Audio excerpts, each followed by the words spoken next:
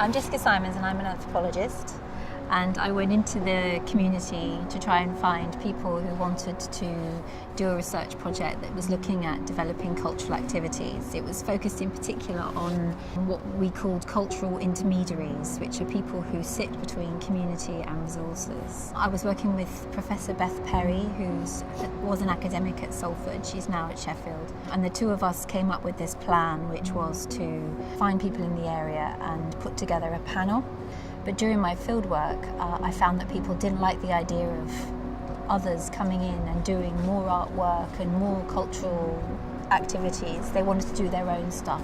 And they pushed back really strongly on this idea of commissioning work from elsewhere.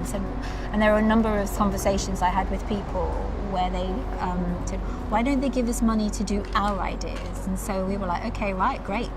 We'll do that. We co-designed an approach which was to support people to develop their ideas. We had £50,000 to spend, which we split up into chunks of 12.5 each with the 4 intermediaries that we worked with. And then they got their people together, people they knew who had ideas, and they split the money up again into smaller chunks, so it distributed down into manageable amounts for local people.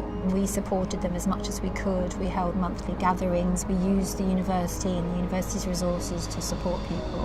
What we got out of this project was really good engagement, so people were really up for it. They really got into it. Our reason for why that was because our approach of giving them the power and letting them develop their own ideas. And so I've designed a method.